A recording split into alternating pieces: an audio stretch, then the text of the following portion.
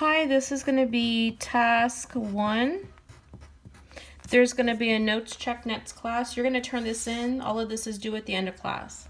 So what I want you to do is put vocabulary and notes here. So when we take the notes with the video, there's going to be notes that you're going to write here, and these are going to be Cornell style. So this is your do now. You're supposed to give me the perfect square for 2, so it'd be 2 squared equals 4. And then if we do it again, the perfect cube for, let's say, 5, so it'd be 5 cubed, which is 125.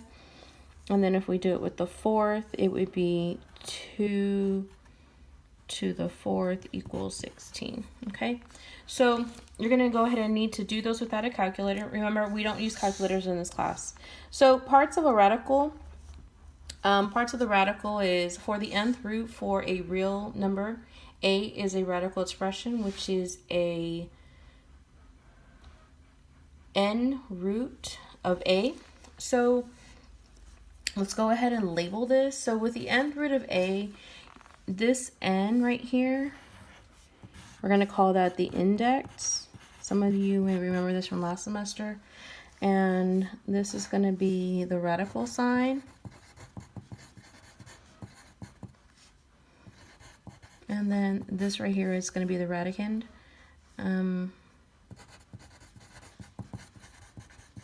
Okay, so without an index, n is, you're saying n is 2. So we're going to assume that without the index right here, that your n is always going to be 2. I'm going to do about a third of these, and then you're going to go ahead and complete them on your own.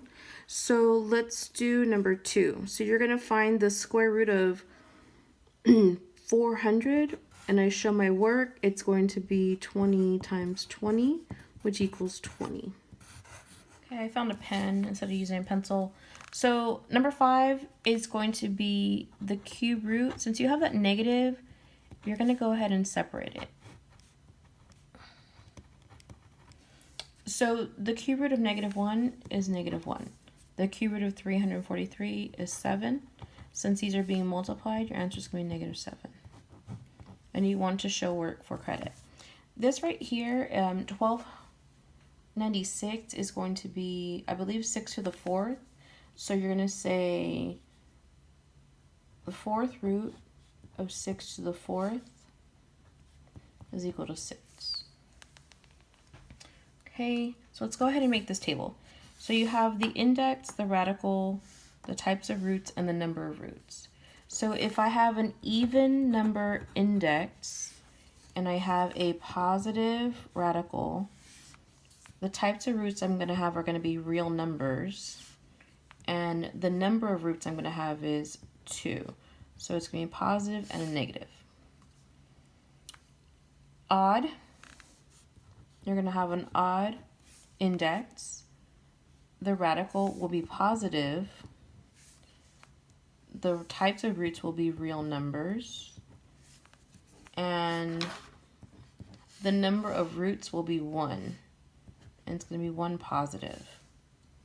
When you have an odd index and it's a negative radical, you're going to have a real number. And the number of roots is going to be 1, but it's going to be a -1. And then right here, like I said, this is what you did last semester. If you have an even index and your radical is negative, then you're going to have an imaginary number, and you're going to possibly have 2 number of roots, and one is going to be positive and one is going to be negative. Okay, so for simplifying radicals, the rule that you want to know is that when you have a radical that has more than one root,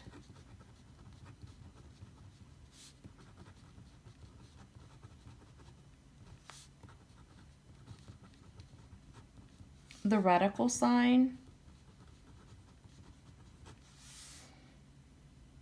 indicates only the principal or positive root.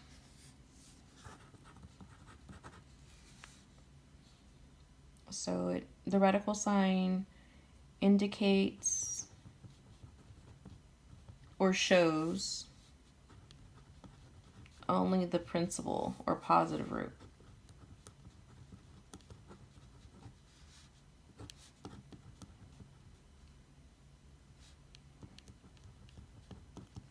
Okay, so I'm going to do 10, 12, and 14. Okay, so when I'm looking at 10, I'm going to say to myself, okay, so I'm trying to get more light. So I'm looking at 10 and I don't have an index, so you assume the index is going to be even. So from here, I'm going to try to find the perfect square that's in here. So I have 9 and 13. Because I've decomposed this number, 117, they're still underneath the square root. So then from here, I'm going to say that I equal the square root of 9 is 3. I don't have a whole number for the square root of 13. So my answer is going to be 3 square root of 13. This is going to stay. Okay, so with number 12, you're working with the cube root. So you're saying 2 is getting multiplied by some cube root. So if I decompose the number 48, I have to know the perfect cube that's in 48. So if I have 8 times 6, remember 8 is a perfect cube of 2. So I'm going to say 2 times a cube root of 6 because there's no whole number. So my answer is going to be 4 cube root of 6. So what you're doing today is this right here. You're completing these on your own. So you have to do 11, 13, 12. Just like on the previous page, you have to do the ones that I didn't do. So then you're going to go along with negative.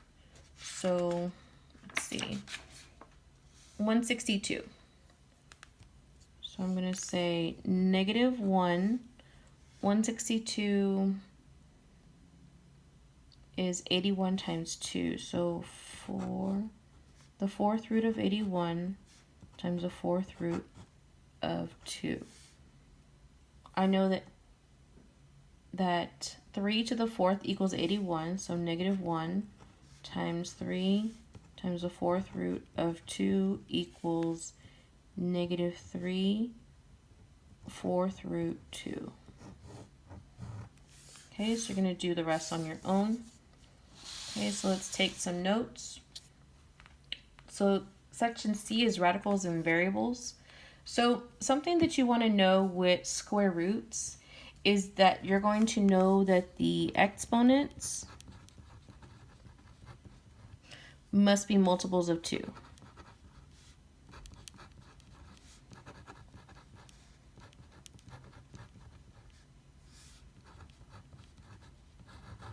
So multiple is what I mean, 2, 4, 6, 8. So the same thing with cube roots, the exponents must be multiples of 3.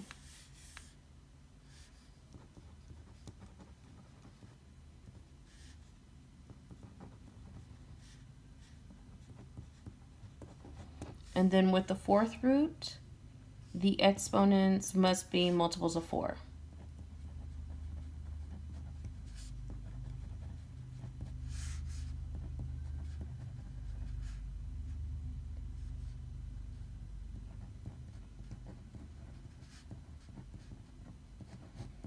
Okay, so let's go ahead and look at this in practice. So if we have a square root, the exponent has to be a multiple of 2. And I have an exponent of 1 on that there. Multiple of 2. And then we look at that one, multiple of 2. And then this is cube root. So let's work through these.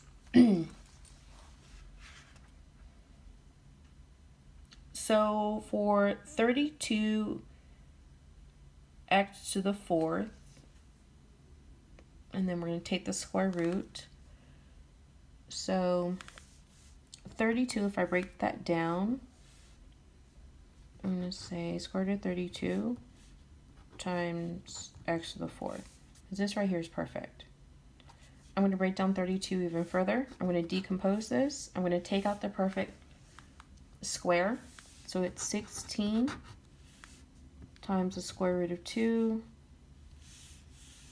times, I'm just bringing this down, the square root of x to the 4th. So now I'm ready to solve this. The square root of 16 is 4 times the square root of 2. The square root of x to the 4th is x squared, because it's like saying if I take this exponent and divide it by 2, I'm going to get 2. So that's what we're saying, the exponents must be multiples of 2. So my solution is going to be 4x squared square root of 2. Okay, let's go ahead and look at number 19. So again, a cube root, which I have right here, the exponents must be multiples of 3. Both of these are multiples of 3, which means that I can divide 3 into each of these. So 216 is also multiple of 3. So I'm going to get 8xy second. So when I decompose that, I said x to the 3rd and then y to the 6th. But when I was doing this, I said, okay, I can divide it by the index. And then I get 1, so my exponent's 1. 6 divided by 3, I get 2, so my exponent's 2. And then you should just know your cube roots already. Okay, we're going to go ahead and conclude today's task 1. Again, notes check will take place next class because this is all due at the end of class. We're in algebraic reasoning. We're on radicals with variables, and we're looking at the 4th root right now. So let's look at the 4th root, and you can use this example also for the 3rd root. Also remember that the exit ticket summary explain your process for solving n. N, again, is going to be the index. So on your copy, when we're talking about n, we're talking about n as the index. And remember your index is going to vary. Remember you have n equals 2, n can equal 3, and then n can equal 4. And this is the index of the root, or of the radical. And then I want you to explain how you would solve it. So complete sentences.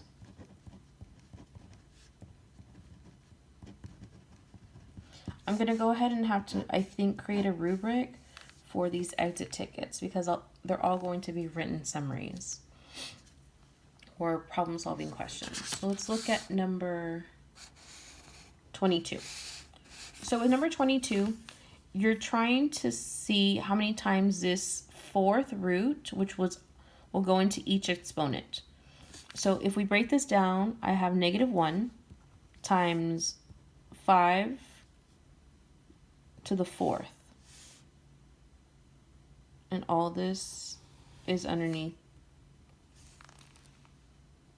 the 4th root. And then I say c to the 23rd, d to the 11. So what I'm going to do with this 4 is I'm going to divide each of the exponents by 4. And then I'm going to do the math. I'm going to do linear division, and then I'm going to set up my problem down here. So I'm going to bring down the -1. So I have 5 to the 4th root divided by 4, or 5 to the 4th divided by 4 is going to be 5 to the 1st power. So c, if I have 23 divided by 4, so somewhere off to the side, 23, 4 goes into 23 5 times. My remainder is going to be my new exponent. So then I have, and that's going to take place under the root.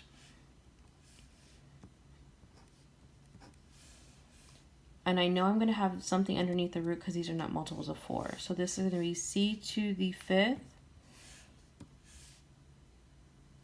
with the 4th root of c to the 3rd.